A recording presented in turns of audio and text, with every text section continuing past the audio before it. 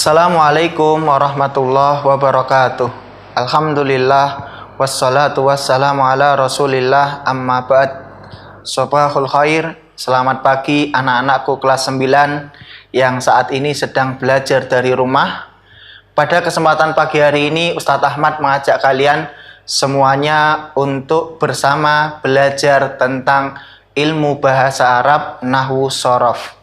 Baik, di kelas 8 dahulu pernah kita pelajari tentang apa itu jumlah mufidah. Jumlah mufidah adalah kalimat sempurna. Jumlah mufidah disusun oleh kalimat. Jadi, jika ada dua kalimat atau lebih yang membentuk satu pemahaman, maka dia akan disebut dengan jumlah mufidah. Baik, kalimat itu terbagi menjadi 3, yaitu yang pertama adalah isim, kata benda, yang kedua adalah fiil, kata kerja, yang ketiga adalah harfun, sambung maknanya. Baik, pada kesempatan pagi hari ini kita akan belajar sedikit seputar tentang isim, kata benda. Isim atau kata benda itu berdasarkan jenis kelaminnya terbagi menjadi 2, yaitu yang pertama muzakkar atau laki-laki, yang kedua adalah muannas atau perempuan. Pada kesempatan pagi hari ini kita akan belajar tentang isim muannas atau kata benda yang termasuk kategori jenis kelamin perempuan. Muannas itu terbagi menjadi 2. Ya, yang pertama adalah isim muannas yang ada ciri-cirinya. Ada ciri-cirinya, sedangkan yang kedua adalah isim muannas yang tidak ada ciri-cirinya. Baik, kita pelajari tentang isim muannas yang ada ciri-cirinya. Yang pertama adalah jika ada isim yang berakhiran huruf ta marbutoh. Contohnya, muslimun, orang Islam laki-laki. Kalau orang Islamnya perempuan, maka muslimatun. Muslimatun. Kalimat muslimatun termasuk isim yang berjenis kelamin perempuan, kita sebut muannas. Kenapa? Karena dia diakhiri dengan huruf ta marbutoh. Contoh yang kedua, kafirun, orang kafir laki-laki. Kalau kafir perempuan, maka kafirotun.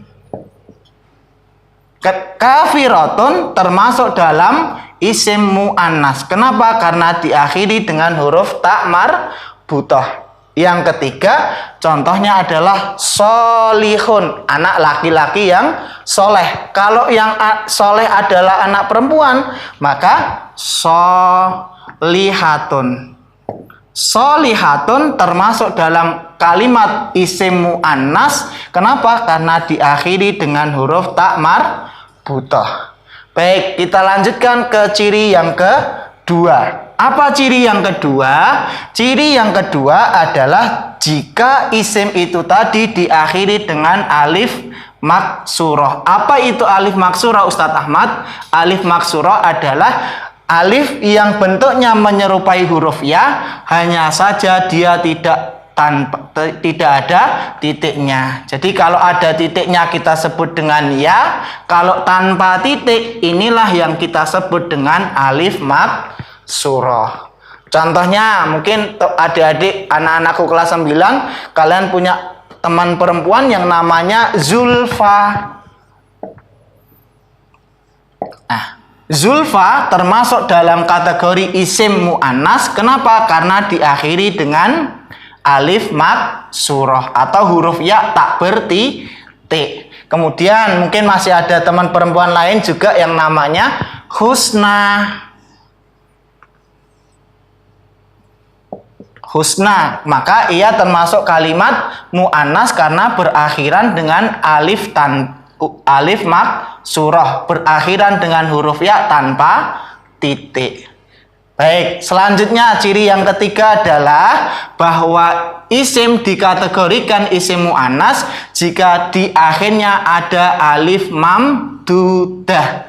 Apa itu alif mamdudah? Alif mamdudah adalah alif yang diiringi setelahnya huruf hamzah. Contohnya apa Ustadz? Contohnya adalah di dalam surat Al-Baqarah Allah mengatakan tentang sapi yang harus disembelih oleh Bani Israel adalah baqaratun safra.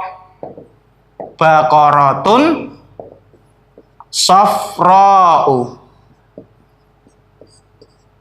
Baqaratun sapi betina, safra'u berwarna kuning. Kalimat safra'u diakhiri dengan alif mamdudah.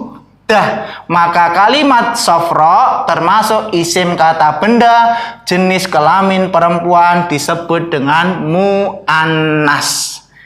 Inilah anak-anakku kelas 9 tentang isim mu'annas yang memiliki ciri-ciri. Kita lanjutkan ke bagian yang kedua, yaitu isim mu'annas yang tidak memiliki ciri-ciri. Apa saja Ustadz Ahmad? Yang pertama adalah anggota badan manusia. Ustadz Ahmad singkat ABM, anggota badan manusia yang berjumlah 2. Apa saja contohnya? Contohnya dari atas ada ainun mata. Ainun mata termasuk kategori isim mu'annas. Kenapa? Karena dia adalah anggota badan manusia, jumlahnya ada 2. Contoh setelahnya apa? Uzunun telinga. Telinga juga termasuk isim mu'annas. Contohnya lagi apa?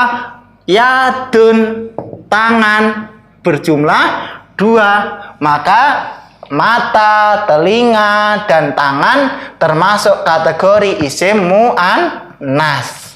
Kemudian yang kedua adalah isim yang hanya bisa terjadi untuk perempuan. Untuk perempuan.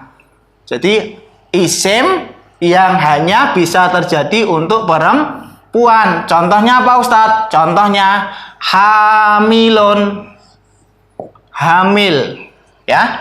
Hamilun ini tidak ada tak marbutohnya di belakang, tidak ada alif maksurah di belakang, tidak ada alif mamdudah di belakang, tetapi ia termasuk kalimat isim mu'annas. Kenapa? Karena yang bisa hamil hanyalah perempuan. Contohnya lagi apa? Haidun, yang sedang haid. Yang bisa haid juga hanya perempuan. Maka kalimat haidun ini juga terkategorikan isim mu'annas. Selanjutnya yang ketiga adalah isim-isim yang di dalam Al-Quran maupun di dalam hadis Rasulullah memang digunakan sebagai perempuan. Contohnya adalah samaun, langit. Ini termasuk perempuan. Contoh yang kedua apa? Ardun, bumi, tanah. Inilah 2 contoh untuk isim yang secara otomatis dia merupakan isim mu'annas. Baik, itu anak-anakku kelas 9 yang kita pelajari tentang seputar isim mudzakkar laki-laki dan isim mu'annas perempuan. Sebelum kita akhiri, kita nyanyikan bersama lagu tentang isim mudzakkar dan isim mu'annas. Isim itu 2 jenisnya, 1 mudzakkar, 2 mu'annas. Mudzakkar artinya laki-laki, mu'annas artinya perempuan. Mudzakkar artinya laki-laki, mu'annas artinya perempuan. Mu'annas itu cirinya 3. 1 akhirnya tak marbutoh, Dua akhirnya alif maksurah, tiga akhirnya alif mamdudah. Itulah ciri-ciri muannas, itulah ciri-ciri muannas. Baik, semoga anak-anak kelas 9 bisa memahami, belajar bersama kita pada kesempatan kali hari ini. Subhanakallahumma wa bihamdika asyhadu an la ilaha illa anta astaghfiruka wa atubu ilaik. Assalamualaikum warahmatullahi wabarakatuh.